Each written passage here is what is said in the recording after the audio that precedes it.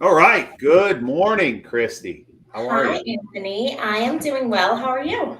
I'm doing well. How is the weather on the East Coast? It's actually finally sunny. We've been rainy and dreary for the last several weeks, but I mean, around here, if it's in the 50s, I'm ready to put my flip flops on. So it's like, it feels like, oh, spring's coming. It's just around the corner. So no, it's been a beautiful sunny day here today. How about for you? Meanwhile, it's been in the 50s here, and I'm like, where's my hoodie? I'm kind of chilly. I But know.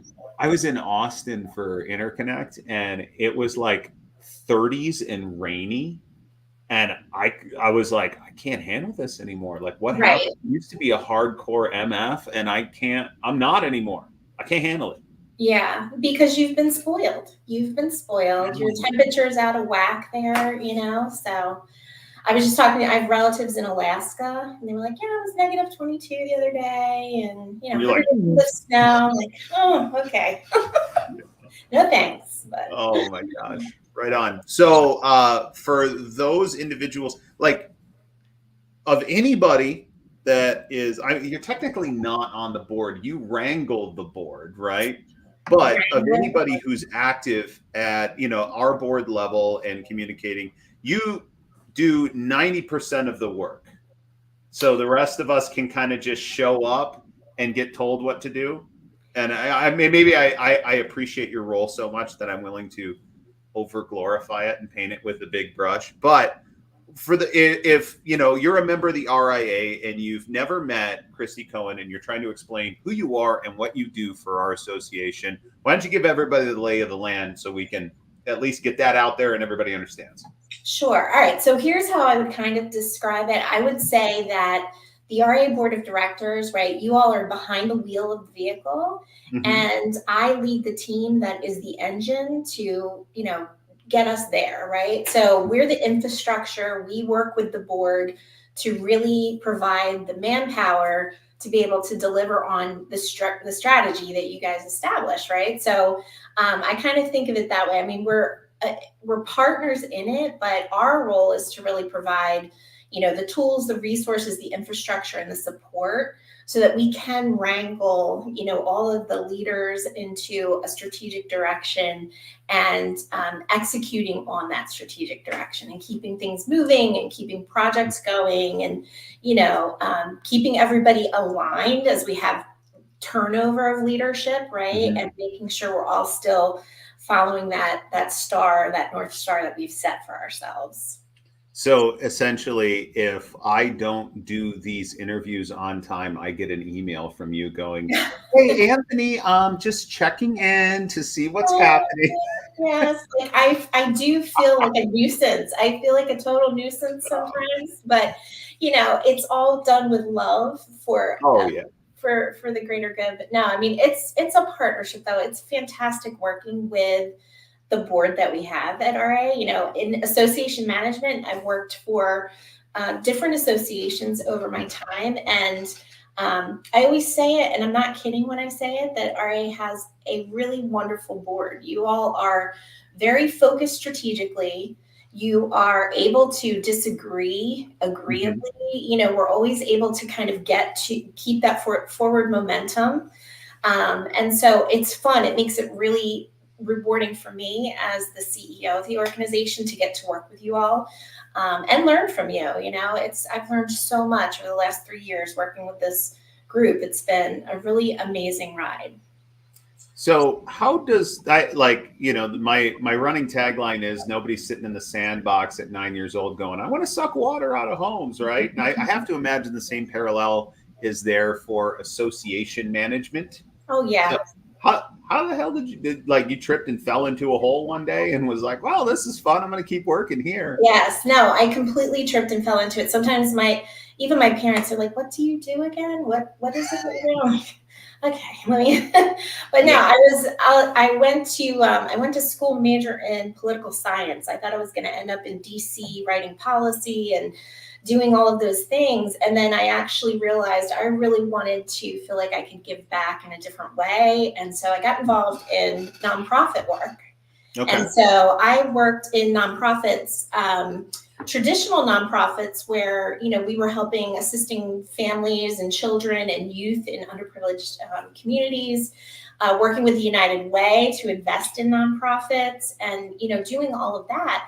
And so I took some time off when I had my children. I've got 3 boys; they're teenagers now, but took a little time off. And then when I was coming back into the workforce full time, I happened to see this, opening at association headquarters. And I was like, wow, that's all of the skills and things I've applied in my nonprofit work. Sounds interesting. Little did I know there's an association for everything. And there's this whole world of association management, right? So I applied, and my first association was working with HVAC and air duct cleaning, which I knew nothing about. I was like, are you sure you want to hire me for this job? And but it's been fantastic. So I've had, the opportunity to work with the trades. And so when RAA came to AH, it was a no-brainer to me. I was like, oh, I absolutely would love to work with this client, because I've been working with NADCA. There's overlap in members, and it just was exciting to me to be able to have that opportunity. So totally tripped into association management for sure. And so what keeps the fire going for you? Like I always say, a lot of this stuff that we do is like, you can't get paid enough, and it's just too damn hard without a keen sense of why or a motivation that, kind of supports the mission that you're working for.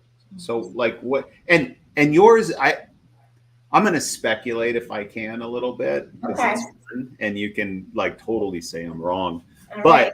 like, you don't come from the restorer's background, right? You think about like somebody who was born into the business, and at 10 years old, they're on the truck sucking water out of buildings. Like, that wasn't your career trajectory. You're relatively new, but I'll tell you, when you show up with the same passion that those individuals who have been in the industry for so long have. And so I'm curious, what motivates you? Like, what's the driving force for you? Well, I would say intrinsically for me, I love people. I am a people person. I love working and collaborating with people. And in association management, that is the business that you're in. You're in the people business, right? And so for me, working with RAA, the why for me is I feel a sense of responsibility. If I'm going to be working with an association, I feel it's really important for me to be completely immersed in that industry, right? I have a responsibility and accountability to the members who are paying their membership dues, that support, our managing of the RAA. And so there's this sense of duty to the members that really drives me, because I want to know at the end of the day that what I've done has made a positive impact on my members' business. If you all are succeeding, if you are doing well, that's what drives me. And I kind of take it a little bit personally. I feel like, it's a big obligation, it's a big responsibility that I don't take lightly. I want to be, a representative of this industry and really move the needle in solving some big problems, right, that folks are having. So that's really what drives me. I love working with people. I love, bringing people together to gain consensus around issues that are going to actually make an impact for someone's business, someone's livelihood. That keeps me, working at this and really feeling excited for being part of the RAA. So in your role, I envision it like this, right? So I get to sit on the board, which means I'm kind of at the bottom of this giant funnel of crap that gets poured into RIA. And I can't help but ask, like, what are some of the greatest misconceptions amongst our membership, right? I know that there's wild assumptions about what our role is in the industry and what it is not. So I'm going to ask the question: what's a great misconception that you've received in your role that we're not, for whatever the reason? Well, I still hear it, and it drives me crazy, is that we're a good old boys club. I'm like, okay, so, you look at our board leadership, right? We have females, we have a female CEO, we have an entirely female staff that's delivering results. And if you were to look at our volunteer base, right, there's such a diversity there. And so that, I recognize that's over years and years and years of history of the association building up a reputation like that. So it's going to take time to overcome that. But to me, that's one of the biggest misconceptions, is that it's a good old boys club. It's not for everyone, right? That, it's only for certain types of restorers or companies or all of that terminology that we throw around. And it's like, no, the RIA is actually a welcoming umbrella organization that's here for everybody, right? It's the benefit of working with a group like this, is having that diversity of perspective, of thought, of geography, of size. Like, it's all included in our makeup, right? So I think that one is probably the biggest misconception that's still out there. And yeah, it drives me a little crazy. I see Katie up on stage at the convention. It's like, come on, folks, like this is not a good old boys club anymore. It's the new RIA. I don't know what you want to say, but it's the rebranded new RIA for sure. Every time that comment comes to me, it challenges me, right? Like, I start to look inward and I go, am I a good old boy? Because my knee-jerk reaction is no. But now that I'm like in my 40s and I've been in the industry for a couple decades, like, maybe I am. Maybe I'm becoming a good old boy. I would not categorize you that as Anthony. No.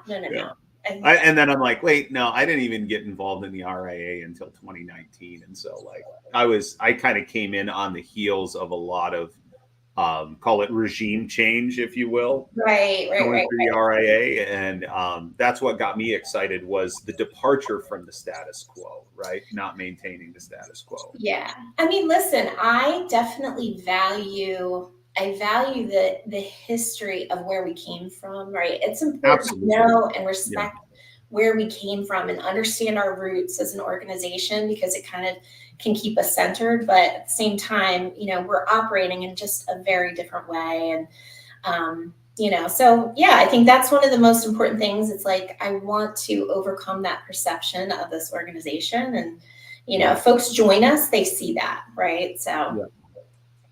So why, because you were originally with NADCA, and then if my recollection of history is correct, we had requested you full time, because originally when we signed with AH, we only had part-time access to Kristy Cohen, and we said, if this is good, more is better. We want more.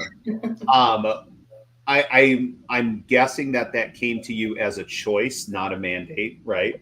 Right. Why did you make the choice to go full time with RIA? Yeah, I mean, listen, I was so grateful for all of my time with NADCA. It was really, it was foundational in terms of my understanding of association management and all of that. And just to me, RIA, the issues that we're dealing with in this industry are just so complex. There's so many layers to what the association is doing and where we can be.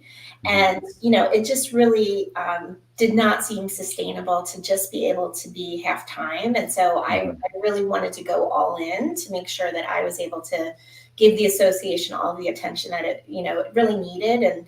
And it's been good to make that transition and just be able to be singularly focused, because we have so much going on and so many kind of complex issues that you really need to spend time and effort and thought around where we need to go. So awesome. So what do you see as the greatest challenge restorers will face or are facing in the next 5 years?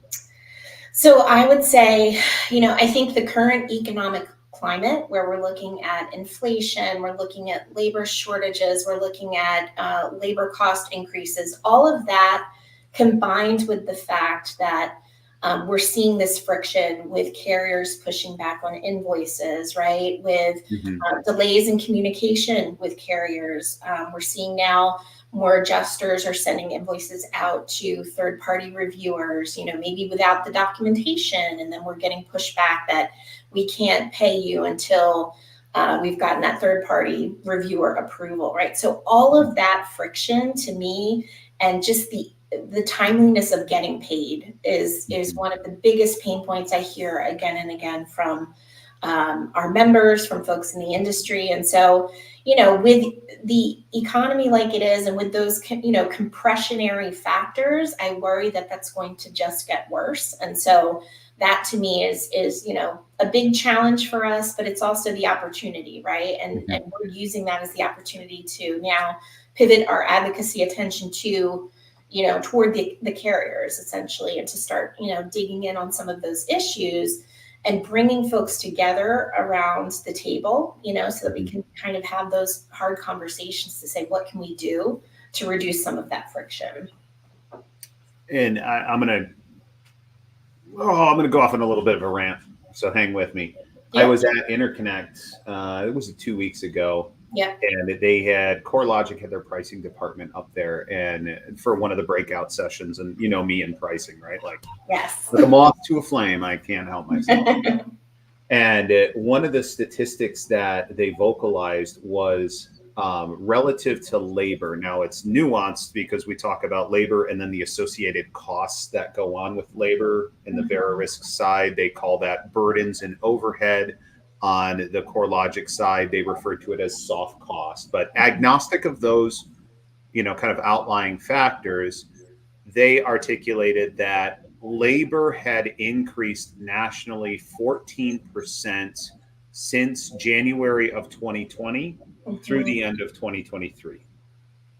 And I couldn't, I still to this day, and this is why I'm talking about it, I'm actually trying to pursue truth around it. I don't understand how you come to that conclusion, because I know, I have access to a lot of Restor's data, and I can tell you that their costs have gone up way more than that. But it does shine a light is if you're an insurance carrier and that's the database that you're leveraging to, assign values on losses and negotiate back and forth. If the Restorer has seen a 25% increase, but the person that you're relying on for data is saying, look, it's only been 14%. Yep. There's a disconnect right there. Yeah, 100%. And I feel like that was a majority of our focus, in 2023 was in particular the meetings we were having with CoreLogic, with Verisk, to talk specifically about independent pricing issues and looking at all of that data analysis. And like we've talked about with our task force, seeing some of the increases, some leveling out, right? We're seeing some impacts in terms of, with the pricing feedback that's being given and some of the advocacy that we've been able to do. But still with labor, it continues to be, a huge challenge for us. And I think looking at, that whole educational piece for restorers also to say, how many, are looking to develop their own price lists, right? How many understand that how the software platforms are intended to be used, that it's not the Bible, that it's, just a starting point. And so I think all of that, it's certainly a long game to see those increases, but you're exactly right. I mean, we have to be able to make an impact on that, because at the end of the day, that's what the carriers are looking at. So and the carrier problem, like when I swim upstream on that one, it starts with underwriting, right? Because underwriting determines the value of what a property may be in the event of a total loss scenario. And just with my experience here in Maui with the fire recently, it's like almost everybody I talked to that lost their house, which was, call it a couple hundred people at this point. They don't have enough money to rebuild in their policies. They just right. And not like, oh, like I'm 5%. No, like 25, 50%, right? Like big numbers. Yeah. So yeah, and to the defense of the carriers, and I might be shooting myself in the foot by even taking a stance defending carriers. Like, it is a horribly complex problem to solve, right? And so yes. I get the challenge there. I understand the challenge, and I wonder how we can play a greater role in helping fix that problem, right? Dismiss the adversarial nature of our relationship and say, look, how can we help you fix this? Because we know what this is actually going to cost. Well, I think, yeah, and I think they were talking about this in Interconnect, right? Like all of the concerns from, the position of compression on the insurance carrier business, right? The insurance Mhm. industry, that's all going to trickle down and impact all of our members, right? So at some point, we do have to come together, and say, look, let's talk about these challenges together. What are the things that we can be working toward in some way? Because it's definitely concerning. Folks are pulling out of markets altogether.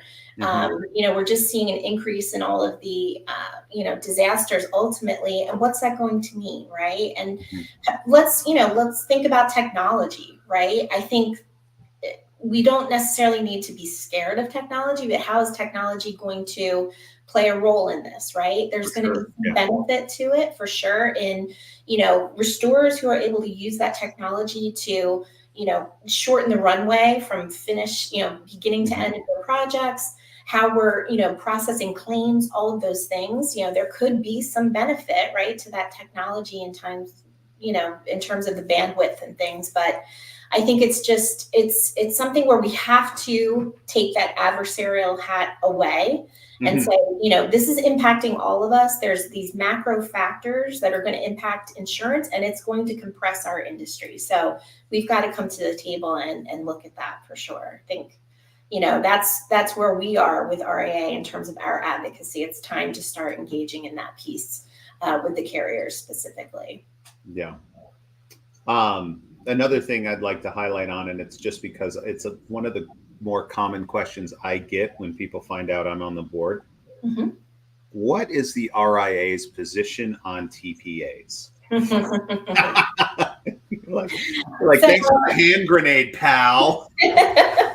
no, I mean it's actually an easy one. So listen, as a trade association, we don't take positions on TPAs, right? We're not here to tell a restorer how to run their business, what they Mhm. should and shouldn't do, any of that, right? What we are here to do is we're here to give information so that you can make informed decisions. So for Mhm. example, we have our TPA scorecard report.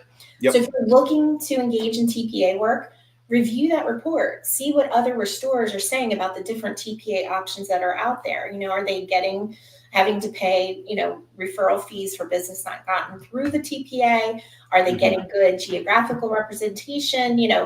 Let's use that information. It's kind of like a Yelp review, right, for Yeah. contractors reviewing TPAs. So we provide that information, right? We gather that and we provide those resources and tools. We advocate on restorers' behalves when it comes to TPAs, right? So while we're not going to tell you whether you should or should not be engaged in TPA work, we are going to bring the challenges to TPAs that restorers are having, right? We Mhm. recognize that there are some issues just based on the feedback we've received through the TPA scorecard report about a variety of things, program guidelines, challenges with, pricing not being accepted, Mhm. all kinds of issues. So we're actually working on some position statements now related to that. We'll have our TPA panel in Dallas, so Yeah. advocating around those challenges.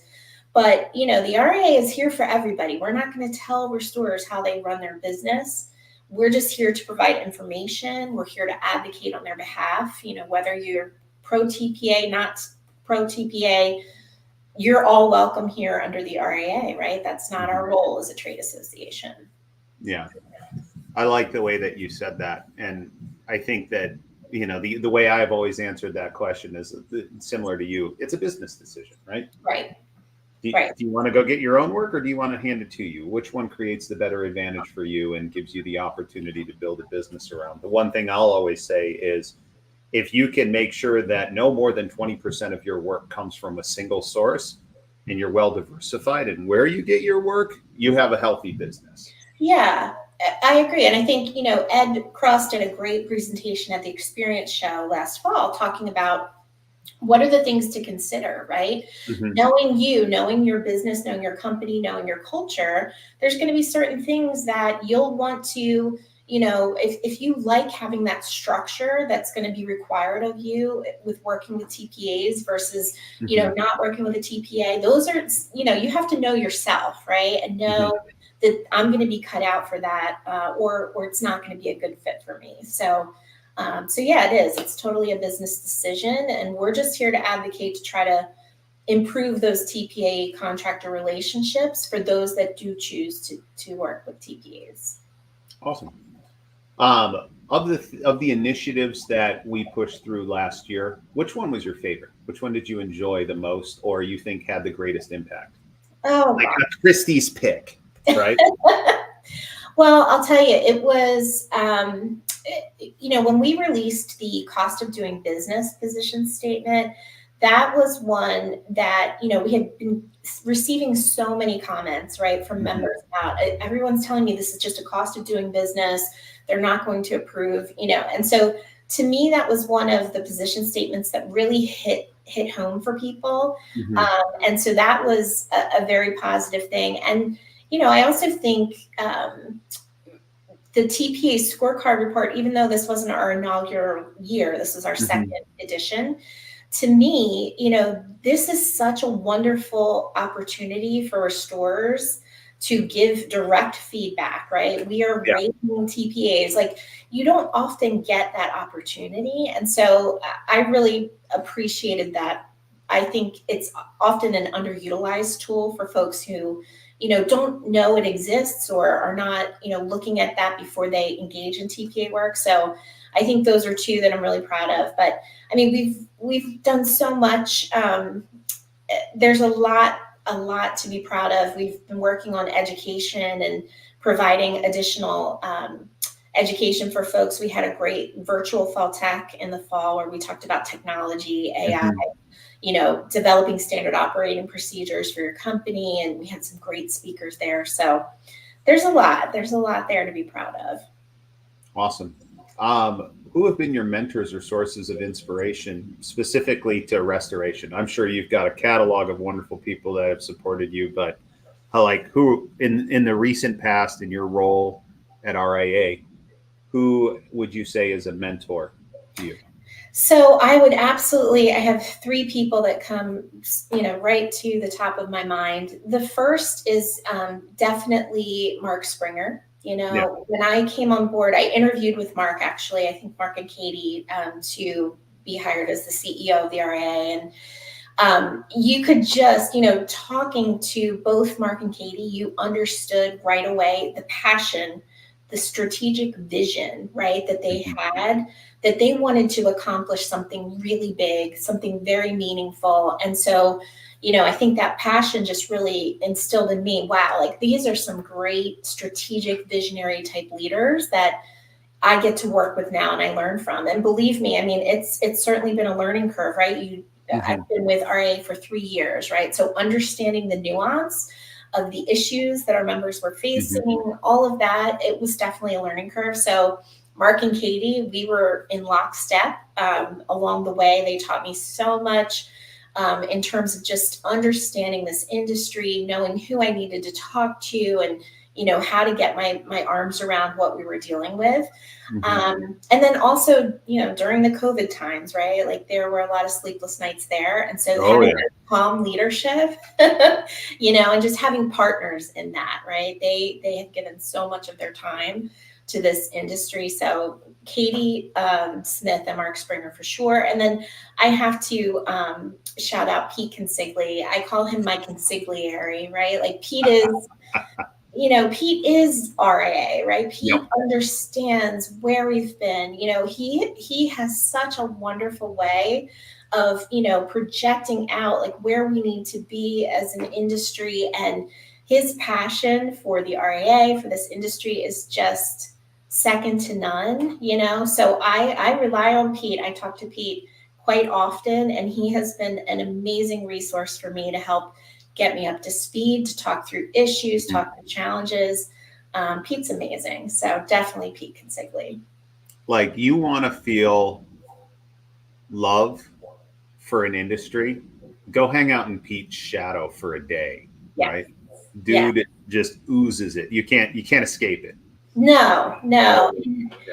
Think about that. I mean, we're all, everybody gets so busy, caught up with their lives and all of the things, but Pete really he is the heart of this industry and this association, and he bleeds RIA. He's, I don't know if he'll ever retire, right? Like I hope not, because I he's don't just, think he can. I don't think he can either. And that's fine. We love you, Pete. Stick around. So it's just, he's, and I see Pete and John Isaacson together, and I'm like, we're bridging the gap The there, gap. the Yep. generation gap, right?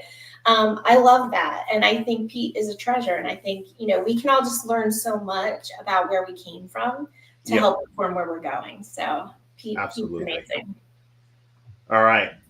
Here's the one you wanted me to avoid, but I'm going to ask it anyway. You ready? Yes. If you had $100,000 to start a restoration business today, how would you deploy the capital? I would say I would definitely focus on technology and focus on, bringing to bear technology experts who can help me build that technology that's going to help my business, be fully integrated and help me be as efficient as possible. I think, it can be very overwhelming with all of the different platforms that restorers have today, but it's such an important thing that we have to get our arms around.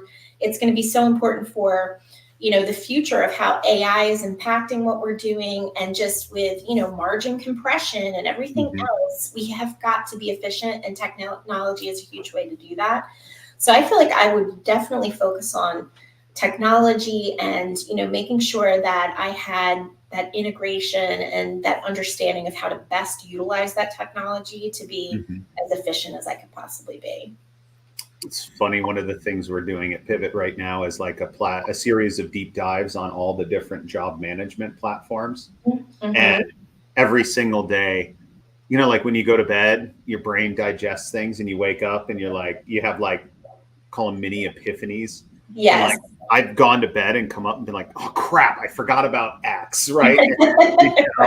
And ask. And then I finally just bit the bullet and said, you know what? I don't know everything. I'm gonna throw something up, and ask the question of everybody in the restoration circle, like, hey, what are you using? What are you happy with? Because there's just so much more out there now than there was even 2 years ago. Oh, yeah. I mean, it's just coming at a rapid pace. And I think what you just said, though, Anthony, is so important. It's like, okay, you don't want to struggle. You want to bring in the folks that can kind of help you along and get you there, because it can be completely overwhelming, and you're trying to run your business and get through the day to day. And so I feel like, relying on those experts out there in the industry who can help you kind of plan it and help it be that seamless technology that you need is really, really important. So what's the one piece of advice you'd give to any restorer in their first year or two of business? I feel like building your network, reaching out to people in the industry is huge. Come to the RIA trade show and meet folks, get involved with the association, because, as much as I talk to members, I feel like that's probably the number one thing that they get out of their membership and their participation with the RIA is their relationships with other restorers. Everybody else has been there, done that. They've all had similar problems or challenges that you do, and they're willing to help. This industry, it's like, it feels like a big industry, but it actually feels very small in the sense that it's kind of like a family, right? You see folks together, everyone's willing to collaborate and share. And, when you come together and network at convention, you're going to get so much conversation with someone who can be a resource to you. I see it all the time with people who come through our certification classes, right? Now they've got a peer group that they're talking to throughout their career. So the next time I come up on that problem with my fire loss project, I can reach out to, so-and-so who was in my course or my instructors. It's like a family. So I would say build your network. Don't go it alone. Get out there, meet some people, because, they've probably paid for the mistake that you might be making, right? Let them that mistake and tell you all about it so that you can avoid it for yourself, right? So, and those of us who've been there and made a lot of those very painful mistakes, trust me, we take a great amount of pride in our ability to save you from that pain. Exactly. You're willing to share, right? So, of course. So we've got our annual convention coming up in Dallas. I'm so excited, not just for the eclipse, but for all the other content that we're going to have, give us like the highlight reel, or tell you what, top five Top things five. in and around. Like, I'll let you swim outside of the lines a little bit, right? But top five things. Like, if I was going to come to Dallas, Right. go to the convention, what are the five, like Kristy's 5 recommendations? Don't miss these 5 things. I know. I don't want to leave anybody out and hurt any feelings because we have some amazing sessions. Okay, well, But all right, here's just a couple of highlights, not limited to, right? Yeah. So definitely the expo hall, right? If you're coming to this trade show, it is the place to be. The expo hall, we're going to be sold out as we were last year, and this is the place. Anybody who is in the restoration space, equipment, suppliers, technology, they are there in our trade show. So we're expanding the hours. You'll have more time to visit with them and more time to network in there. So definitely check out the expo hall. We're going to have some great pre-cons, including Ed Cross and Restoration Crosscheck is offering a really great class for folks who are going to be part of that boot camp. I know, Anthony, you're part of that as well. And so there's going to be quite a lot of great minds in that room to help folks really understand and deal with some of the most important challenges they're dealing with in running their business. So that's a good one. We're going to have our AJ golf tournament. So if you're a golfer, you've got to be there. And there's going to be a solar eclipse. You can be out with Jeff Moore and Mark Davis and all those other folks golfing. That's going to be amazing. And then we've got some amazing sessions, like so many. Definitely come to the town hall, right? Because that's where we talk about all of our advocacy initiatives. We're going to be unveiling some exciting new things that we're working on. But we're also going to have our closing session where we're going to be working with restoration. Oh my goodness, I'm sorry. With restoration podcast, the Boots and Hearts and Boots, right? Yeah. Heart and Boots, yep. Heart and Boots, yes, Brandon and team. So they're going to be there, and they're going to be doing an actual podcast of that last session where we're going to have some of, the most amazing restoration professionals that have been through that. Mr. Isaacson from ServPro, all of these other folks who are going to be there to talk about their journey and really share how they have had success in this industry. And, you're not going to see those folks together anywhere else on a panel like this. So we are so excited. It's going to be amazing. But yeah, we've got a lot of great sessions. We've got technical topics. We've got marketing. We've got everything in between. So we're doing some concurrence this year. So you've got to be there for all of that. And of course, we cannot forget, we throw an amazing party with Sunbelt. So come and have some fun with us at the industry party too. I'm glad you mentioned the party, because probably 80% of the great information that I've received over the years has been at the bar. I'm not going to deny the impact of the bar on networking. No, 100%. I mean, we just, look, you all work really hard. We can play hard and have that fun time just talking with each other. But I know that's part of the beauty of coming to the show, is it's the in-between times, right? When you're hanging out, you're talking, you're getting all of those gems from each other, you're sharing. It's, you can't put a price on that. So I agree. I don't disagree there. And it'll be fun. We always like to throw out a nice party for everybody too. Absolutely. Any questions you have for me? I started asking that because I've been shocked. Like, sometimes people ask some questions. I'm like, that's a really good question. Yeah, no, I mean, I would just say, how has it been doing these interviews for you? I think, first of all, thanks for doing this. I think it's really important that folks out there get to know all of the leadership with RN and stuff. But what have you gleaned from all of these interviews? Have you had any eye-opening ahas or learned something about someone that you didn't know already? Well, first and foremost, whenever anybody thanks me for doing these, I'm like they fill my cup. Like, I just enjoy doing them. And I would do, like, if I could make a job of just doing this, I would just do it, because this is just too much fun.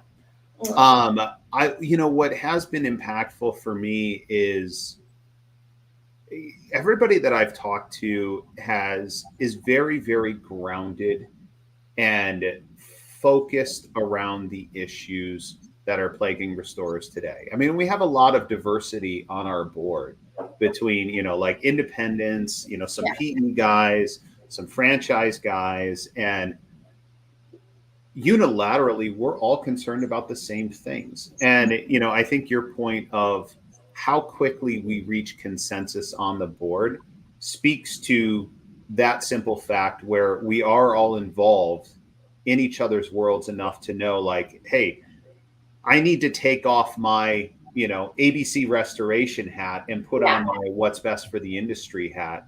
And no, I have not had a single instance where anybody has politicked in their own best interest.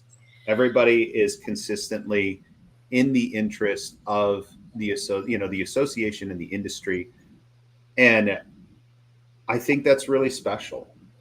And I'm so I just feel blessed to be a part of it. Yeah, no, 100%. And I think in terms of those dynamics where everybody is, it's, service of others above self, 100% with every single person on this board, with so many volunteer leaders that we have, like folks check ego at the door. We don't have any of that, right? That ever comes into play. And that's not always easy, right? There's a lot of ego out there. For sure. But, everybody does stay completely focused. I think every single person 1000% wants to leave the industry better than the way they found it. And I think about the time commitment, right? And all of the time that goes into this, and folks are just doing this. They're not getting compensated. They're not, they pay their own way for everything. Like they're doing it for the right reasons. And so I think, one of the things that we just need to really, really encourage is that next generation of leadership, as folks are starting to rotate off the board, right? We need to bring in that next generation of leadership and let them know we have room for you. We want you here because we need folks to carry that torch, and I think too, just one of the things I'll say is as RAA, we need to just keep looking at how we can evolve the association to meet people where they are. Right. Yeah. It's going to look different than it did, 20 years ago, 10 years from now, in terms of how we engage with our volunteers and giving people that opportunity. So, we need the Anthony Nelsons, part two to be coming along, right? Like we've got to pass that torch and build up that bench of leadership, of people who care and have the right intentions, about getting involved. So, I appreciate you doing this. I completely agree with you. And I think we have a wonderful group and, it's just great spending time with everybody. And I'm always keen to tell folks when they're interested in either running for the board or, joining one of our committees, like one of the points I articulate is be prepared to act in the best interest of the industry. Yeah. And if you try and advocate for your personal interest or gain, it's going to be very, very awkward for you. It's a lot like, like when the rank and file of our restoration crew, right? Like if you can't show up and hustle, it's going to be super awkward for you. You're not going to survive long. You're not going to fit in very well. No, 100%. Yeah. And I love the self-polishing aspect of that, right? Like, because it makes us all better as individuals, right? It absolutely does. It makes us operate better. I think we learn from each other, and there's so much respect of each other. So that's what gets us there. I think the fact that the egos don't get in the way, that we don't have any of that, it really just keeps us on the right path. And the membership can know that you guys are making decisions in their best interest, and that's at the forefront of your mind every single time. So. Completely agree. Yeah. Well, anything you'd like to share in closing? No, I would just say, please come see us in Dallas for the convention. As I know you've mentioned previously with other folks, we are having the solar eclipse. And so book your hotel room, right? We definitely think Dallas is going to be hopping and people are going to be converging on the city. So if you haven't already done so, please, please, please book your hotel room. But we look for a camper van. Or bring a camper van. Yeah. To each his own. That's right. So But yeah, I look forward to seeing everybody in Dallas. Come by, say hello, come by the RA booth. We want to see you, and we hope that you will join the RAA. We have this wonderful first time membership, $25 a month, right? We want you to see what we're about, and so there's no better time to join us. We need to have more people coming under the membership umbrella to get us where we need to go. So Totally agree. And on behalf of RAA membership, all the committees, and the board as a whole, please know that we are sincerely grateful for the hard work that you do. You help us be better every single day, and I'm just I'm tickled that I've got to spend this time with you in the past couple of years on the board with you. So thank you. Thank you, Anthony. That makes my heart full. Awesome. All right. Well, thanks for your time, Kristy, and I'll see you in Dallas. Yes, sir. See you then. All right.